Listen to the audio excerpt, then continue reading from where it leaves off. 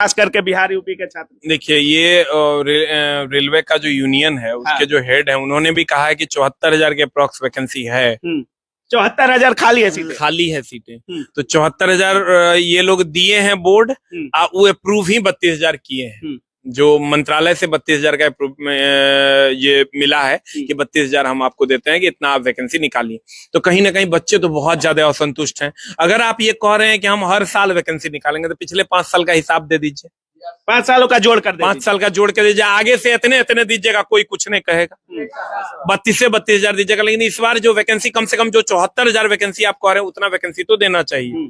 और इसके लिए हम लोग एक महा ट्विटर कैंपेन भी रख रहे हैं। रेल राजा को रेलवे ग्रुप डी की वैकेंसी मंजूर है? 32,000 एकदम नहीं मंजूर है, एकदम नहीं है मंजूर। मतलब आप समझिए एकमात्र उम्मीद है बच्चों का रेलवे में नौकरी लेना। कम से कम कितनी आनी चाहिए? कम से कम 1 लाख वैकेंसी चाहिए ग्रुप डी की। एकदम कम से कम 1 लाख 1 लाख ग्रुप डी की वैकेंसी होनी चाहिए, एकदम होनी चाहिए। 32,000 मंजूर नहीं है? एकदम मंजूर नहीं है।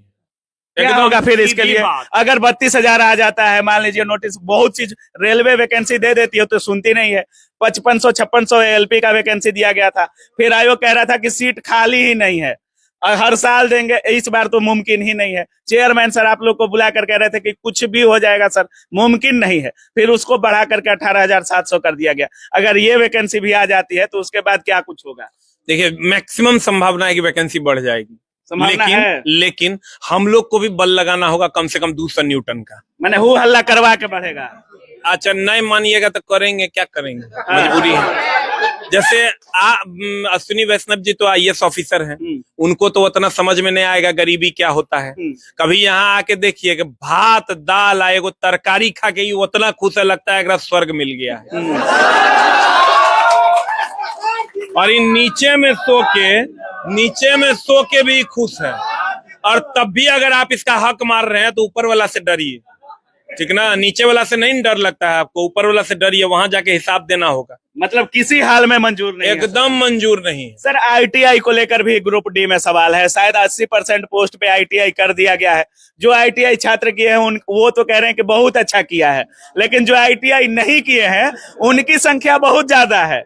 मतलब जो छात्र अभी 18+ हुए हैं, 10th to 12th पास किए हैं, उनकी संख्या बहुत ज्यादा है। सर क्या कुछ बोलिएगा ITI को लेकर? पिछले बार तो रेलवे ट्रैक वगैरह उखाड़ दिया था छात्रों ने, इस बार क्या वो होगा?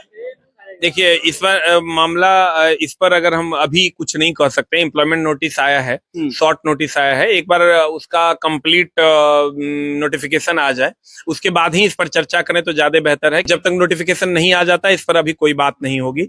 एक बार नोटिफिकेशन आ जाता है, बाकी है कि किस पोस्ट पे रहता है। लेकिन रेलवे ने ये बात पहले ही साफ कर दिया था कि ITI वाले हम आगे की वैकेंसी जो ग्रुप डी की आएगी उसमें ITI अनिवार्य करेंगे।